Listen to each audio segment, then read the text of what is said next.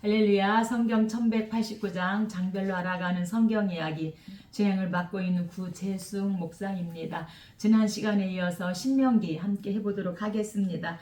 신명기는 모세가 120세에 죽기 2달 전에 2세대들에게 1차, 2차, 3차 고별 설교를 하고요. 이 신명기는 제2의 율법으로 율법이 반복되었다는 뜻을 가지고 있는데, 첫 번째 율법은 1세대들에게 출애굽기 20장 시내산에서 1세대들에게 하나님께서 이 율법을 주시고요. 두 번째 율법은 모압 평지에서 2세대들에게 하나님께서 이제 언약 갱신으로 율법을 주십니다. 모세는 2세대들에게 하나님께 진심으로 순종하라고 권면하고 있습니다. 신명기 핵심 단어는 언약입니다. 신명기 핵심 구절은 10장 12절로 13절로 이스라엘아, 내 하나님 여호와께서 내게 요구하시는 것이 무엇이냐? 곧 내 하나님 여호와를 경외하며 그 모든 도를 행하고 그를 사랑하며 마음을 다하고 성품을 다하여 내 하나님 여호와를 섬기고, 내가 오늘날 내 행복을 위하여 내게 명하는 여호와의 명령과 규례를 지킬 것이 아니냐. 그래서 오늘 행복을 위해서 하나님께서 말씀하시는 명령과 규례를 지켜라. 그러면 반드시 하나님께서 복을 주시겠다. 이렇게 2세대들에게 말씀하고 있습니다. 핵심장입니다. 핵심장은 27장입니다. 신명기 전체의 핵심장은 이스라엘 2세대에게 전날 시내산에서 맺었던 1세대들과 맺었던 언약을 새로이 갱신시켜준 모압 평지 언약을 보도하고 있는 27장입니다. 이제 모세 자신으로 대표되는 출애굽 1세대들을 마감하면서 2세대에게 남기는 것은 결국 여호와 언약의 전수로 축약될 수 있습니다. 이 언약으로부터 이스라엘만이 갖는 선민주의의 또 선민의 지위, 또 여호와에 대한 순종과 불순종의 여부에 따라서 축복과 저주가 결정된다는 신명기적 신앙관도 시작되고 있습니다. 신명기 이해입니다. 신명기는 120세 된 이스라엘의 지도자 모세가 이제 고별 메시지로 1차, 2차, 3차로 그렇게 구성되어 있습니다. 이 메시지는 약속의 땅을 소유한 2세대, 40년 동안의 광야 생활에서 살아남은 1세대에게 광야 생활에서 살아남은 2세대들에게 보낸 것으로, 레위기와 마찬가지로 신명기에도 율법의 세세한 내용이 많이 기록되어 있으나 신명기의 율법은 제사장들을 위한 것이라기보다는 일반 백성들을 위한 것이라고 할 수 있습니다.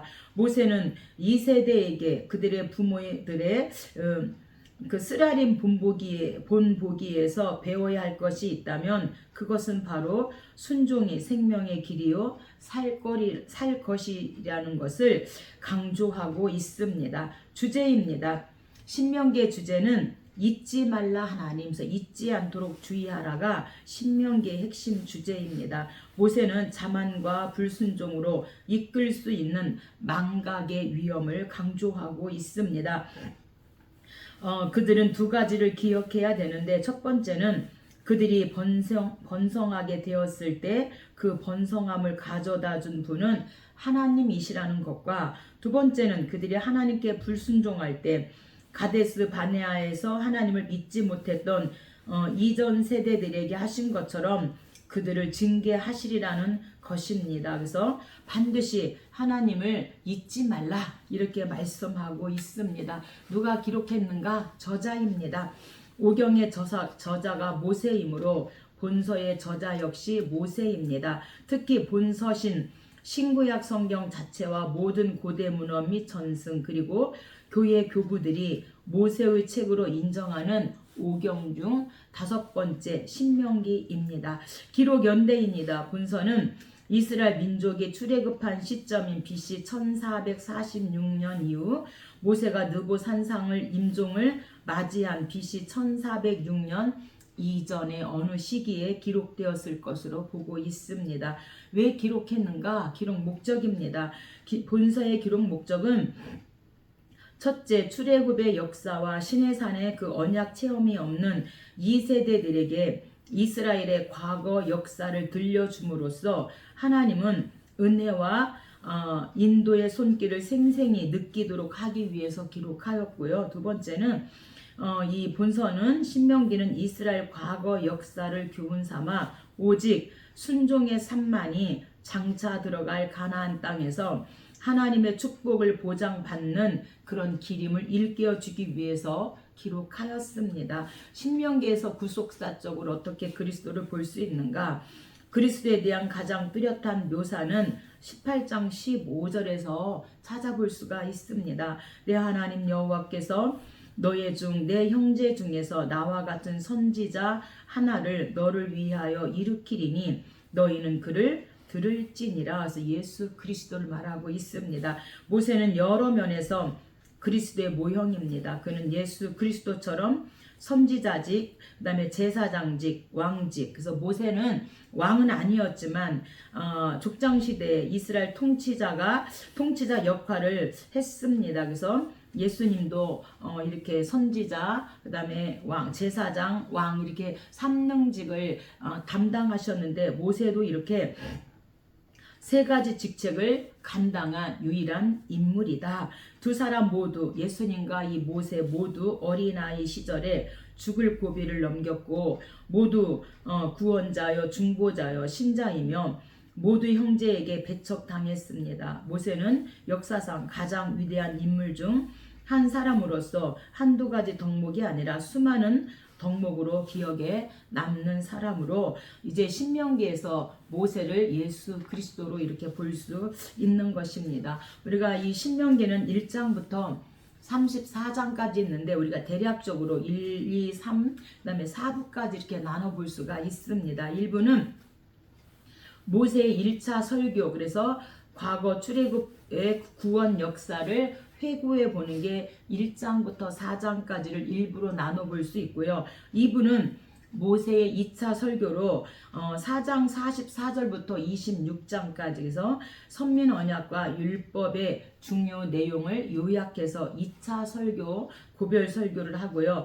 3부는 모세의 3차 고별 설교로 미래 역사에 대한 예언과 경고로 27장부터 30장까지 그렇게 3부로 나눠볼 수 있고 4부는 모세의 죽음과 새 영도자 여호수아죠. 그 등장에 대해서 31장부터 34장까지 이렇게 대략적으로 우리가 이렇게 나눠볼 수 있습니다. 이 신명기는 제2의 율법, 그래서 율법이 반복되었다라는 뜻을 가지고 있습니다. 첫 번째 율법은 시내산에서 출애굽기 20장 10계명을 받고요. 두 번째 율법은 모압 평지에서 이제 두 번째 율법을 받게 되어집니다. 그래서 이 두 번째 율법은 가나안 땅에 들어갈 새로운 상황에 적응하기 위한 말씀이 더 자세히 그렇게 설명하고 있습니다. 신명기는 대체로 모세가 죽기 전 120세에 이스라엘을 향하여서 이제 고별 설교를 하게 되어지고요. 과거에 대한 회상과 권고와 훈계로 채워져 있고 그들의 장래에 대한 깊은 염려를 볼 수 있습니다. 하나님께 진심으로 순종하라고 이렇게 긴 1차, 2차, 3차 고별 설교로 그렇게 권고하고 있습니다. 1장입니다. 1장은 가데스 바네아 사건을 이렇게 회상하고 있습니다. 본서는 세 차례에 걸친 모세의 고별 설교로 구성되어 있습니다. 그중 첫 번째 설교인 1장에서 4장, 모세는 40년 광야 생활을 회고하고 있습니다. 하나님이 가나안 정복을 촉구하신 사실, 또한 이드로의 조언에 따라 재판장들을 임명한 그런 것들이 기록되어 있으며 특히 가데스 바네아에서의 불순종 사건이 큰 비중을 차지하고 있습니다. 2절입니다. 성경 가지고 계신 분은 저와 함께 성경을 찾아가면서 함께 은혜 나누면 좋겠습니다. 호렙산에서 세일산을 지나 가데스 바네아까지 10하루길이었더라. 그래서 이 가데스 바네아는 호렙산에서 세일산을 거쳐 가데스 바네아까지의 지역을 이렇게 부르고 있는데 이곳에서 이스라엘이 가데스 바네아에서 이스라엘이 하나님께 불순종함으로 실제적인 가나안 입성이 40년이 더 늦어졌음을 말하고 있습니다. 그래서 2절에 보니까 세일산을 지나 가데스 바네아까지 10하루길 11일이면 갈 수 있는 길을 이들이 민수기 13장 정탐 보고를 받고 민수기 14장 백성 반란이 일어나게 되어지죠. 가데스 바네아에서 이들이 시내산을 떠날 때 두 번째 유월절을 지켰기 때문에 정확하게 38년 동안 가데스 바네아에서 광야 생활을 하게 되어져서 가나안 입성이 40년 동안 40년이 늦춰졌다. 이렇게 지금 회고하면서 말씀하고 있습니다. 3절입니다. 40째 해 11째 달 그 달 첫째 날에 그래서 40째 해 11째 달 그 첫째 날은요. 이스라엘 백성이 애굽을 떠나 시내산과 가데스 바네아 지역에서 여행했던 기간을 말하는 것이 40째 달. 그래서 40년이 이제 늦춰졌던 것을 말씀하고 있지요. 5절입니다. 모세가 요단 저쪽 모압 땅에서 이 율법을 설명하기 시작하였더라. 일러스되 우리 하나님 여호와께서 우리에게 명하신 대로 우리가 호렙산을 떠나 너희가 보았던 크고 두려운 광야를 지나 아모리 족속의 산지길로 가데스 바네아에 이른 때에 그래서 이들이 시내산에서 출발해서 가데스 바네아까지 80km 11일 갈 수 있는 길을 이들이 이제 결국에는 불평과 원망으로 인하여 40년 그곳에서 광야 생활을 하게 되었음을 말씀하고 있습니다. 오늘 저와 여러분도 하나님 앞에 정말 순종하고 나아가면 빨리 갈 수 있는 길을 우리가 불평하고 원망하게 되어지면 가는 길이 그만큼 40년이나 이렇게 늦어질 수 있음을 우리에게 말씀하고 있으니 우리가 어떤 환경에서든지 감사하며 나아가면 좋겠습니다.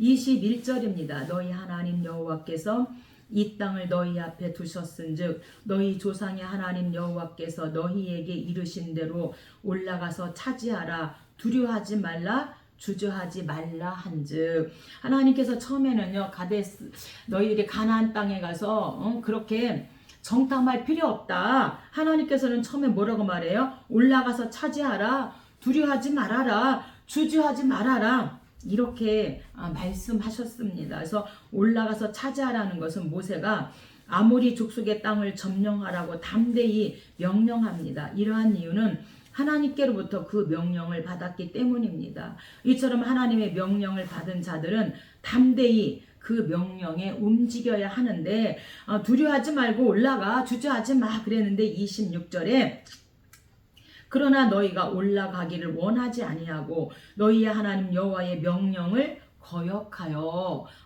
하나님의 말씀을 거역하여 올라가기를 즐겨하지 않았다. 그래서 하나님의 명령을 거역하지 않고 그냥 주저하지 말고 올라가라 이렇게 이들이 순종하고 나아갔다면 어떤 축복을 받았을지 첫 번째는 가나안 땅에 40년 일찍 정착했을 것이다. 두 번째는 1세대가 그 가데스 바네아 그 광야에서 정죄받아 죽지 않았을 것이고 세 번째는 40년 동안의 그 광야에서 고생과 역병과 저주로부터 해방되었을 것이고 적군에게 패배당하지 않았을 것인데 이들이 하나님께서 주저하지 말고 올라가라 그런데 올라가기를 이들이 원하지 않고 그 정탐꾼의 이야기를 듣고 이들이 불평하고 원망하다가 결국에는 40년 늦게 가나안 땅에 도착했죠. 1세대는 광야에서 다 죽었죠. 그리고 40년 동안 고생과 그런 역병과 저주로부터 이들이 그런 저주를 받게 되어졌습니다.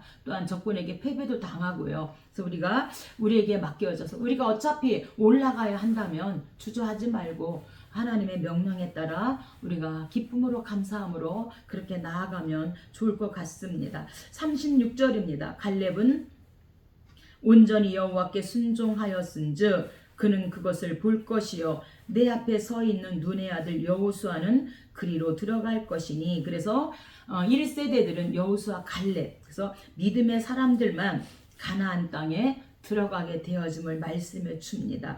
2세대 가운데 약속의 땅 가나안에 들어간 사람은 1세대들은 여호수아와 갈렙밖에 없었다. 그래서 반면에 광야에서 태어난 2세대들은 이제 다 가나안 땅에 들어가게 되어졌습니다. 2장입니다. 2장은 아모리족 정복입니다. 2장에서 광야 여정을 생략한 채 이스라엘이 다시금 가데스 바네아를 거쳐 헤스본에 이르렀던 여정을 회상하고 있습니다. 왜 광야에서 그 38년의 그 여정을 생략하였는가 우리가 민수기에서 다뤘는데 이 성경은 구속사 관점으로만 이렇게 기록하기 때문에 이 광야에서 38년의 그 여정을 하나님께서 생략하셨다. 여기서는 이스라엘 백성이 하나님의 명령에 순종한 사실을 많이 언급하고 있습니다. 전반부는 이스라엘이 싸워서는 안 될 족속들을 주지시키는 내용이고 후반부는 헤스본 왕 시온을 정복한 그런 기사를 소개하고 있습니다. 24절입니다. 너희는 일어나 행진하여 아르논 골짜기를 건너라. 내가 헤스본 왕 아모리 사람 시온과 그의 땅을 내 손에 넘겼은즉 이제 더불어 싸워서 그 땅을 차지하라. 오늘부터 내가 천하 만민이 너를 무서워하며 너를 두려워하게 하리니 그들이 내 명성을 듣고 떨며 너로 말미암아 근심하리라 하셨느니라. 그래서 아모리족을 이제 정복하라고 하나님께서 말씀하고 있습니다.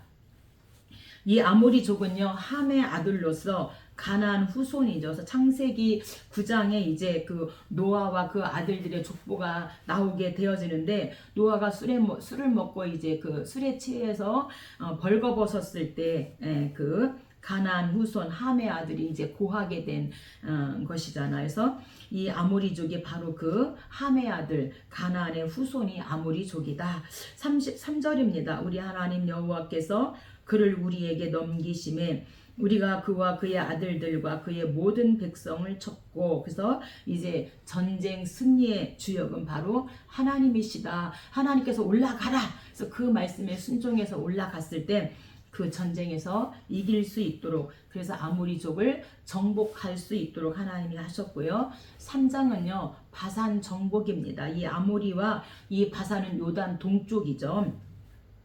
헤스본 왕 시온을 정복한 이스라엘은 북으로 더 전진하여 바산왕 옥의 영토와 그 성읍들을 정복합니다. 이 모든 과정에서 하나님의 권능이 부각되는데 모세는 정복한 요단 동편 땅을 여호와의 명령에 따라 루벤, 갓, 므낫세 반지파 등에 분배하고 그 지파들이 요단 서편 땅 정복에 선봉이 되어야 할 것을 말씀해 주고 있습니다. 1절입니다. 우리가 돌이켜 바산에 올라가매 바산왕 옥이 그의 모든 백성을 거느리고 나와서 우리를 대적하여 에드레이에서 싸우고자 하는지라. 그래서 이 바산왕 옥은요 그의 영토는 요단 동편과 길르앗 북편에 비옥한 그런 지역이었습니다. 이 나라는 영토가 둘로 구분되므로 수도 또한 에드레이와 아스다로 두 군데였고 요새화된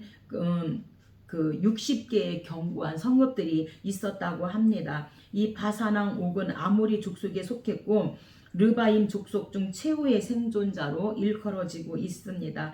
유대인의 전승에 의하면 그들은 거인이었다고 하는데 그들이 사용한 그 길이가 4m, 폭이 1.8m의 그 철 침대가 이를 뒷받침해주고 있다고 합니다.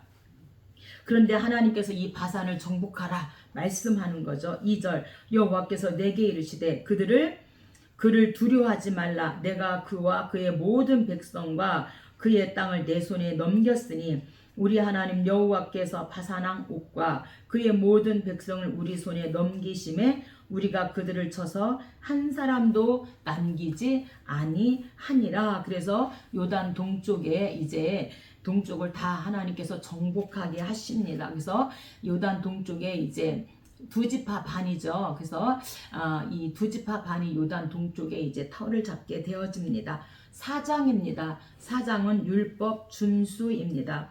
모세는 이스라엘 백성에게 하나님께 순종할 것을 권고합니다. 이는 하나님의 위대하심과 율법의 완전함에 기초하고 있는데 모세는 하나님의 놀라운 일들과 호렙산에서 두 돌판을 받은 사건을 명심하라고 당부하고 있습니다. 15절에서 40절에는 제2계명을 상세히 설명하면서 우상 숭배의 위험성을 경고하고 41절 이하는 도피성 설치에 관한 내용으로 율법 준수에 대해서 말씀하고 있습니다. 1절입니다. 이스라엘아 이제 내가 너희에게 가르치는 규례와 법도를 듣고 준행하라. 그리하면 너희가 살 것이요 너희 조상의 하나님 여호와께서 너희에게 주시는 땅에 들어가서 그것을 얻게 되리라. 반드시 하나님의 말씀의 교례와 법들을 듣고 준행한다면 반드시 이제 가나안 땅을 얻게 될 것이다. 이렇게 말씀합니다. 그래서 우리가 법도와 규례와 율례에 대해서 말씀하고 있는데 법도는 출애굽기 20장 10계명이고요. 율례는 출애굽기 21장 종살과 출애굽기 22장 손해배상, 출애굽기 23장 3대 절기. 그래서 반드시 이렇게 율례를 지켜라. 그리고 규례는요. 레위기 19장부터 27장까지 거제절 안가서 그래서 거룩한 백성 제사장 규례 절기 규례 안인년 규례 가나안 규례 서원 예물 규례. 그래서 반드시 법도와 율례와 규례를 지켜라. 왜 지켜야 되는가? 언약 관계의 기초를 이루는 이 율법을 가리키고 반드시 이 율법을 지킬 때에 하나님께서 복을 주시겠다. 이렇게 약속하고 있습니다. 5장입니다. 5장은 10계명입니다. 그래서 출애굽기 20장 10계명을 다시 2세대들에게 반복해서 지금 주시고 있습니다. 모세의 두 번째 설교로 언약 신앙의 본질은 무엇이며 또한 상세한 언약 규정이 무엇인지를 다루고 있습니다. 그래서 우리가 1장부터 4장까지는 첫 번째 설교고요. 지금 5장 10계명 5장부터 26장까지가 모세의 두 번째 이제 고별 설교입니다. 모세는 호렙산에서 받은 두 돌판을 받은 광경을 회고하면서 그 돌판에 새겨진 10계명을 소개하고 있습니다. 10계명은 율법의 본질이고 하나님과 이스라엘이 맺은 언약의 기초임을 말씀합니다. 7절입니다. 나 외에는 다른 신들을 내게 두지 말지니라. 8절 너는 자기를 위하여 새긴 우상을 만들지 말고. 그래서 새긴 우상은 하나님께서는 당신의 백성들이 참되신 하나님의 그 거짓된 형태로 만들어 놓고 예배하는 이 우상을 금지시키셨습니다. 살아계시고 참되신 하나님은 금송아지 같은 우상으로 격화될 수 없다. 그러니 절대로 우상 숭배를 하면 안 된다. 우상을 만들지도 말아라. 이렇게 하나님께서 말씀하고 있습니다. 9절입니다. 그것들에게 절하지 말며 섬기지 말라. 나 내 하나님 여호와는 질투하는 하나님인즉 나를 미워하는 자의 죄를 갚되 아버지로부터 아들에게로 3, 4대까지 이르게 하거니와. 그래서 절대로 우상 숭배하지 말고 그것들을 만들지도 말아라.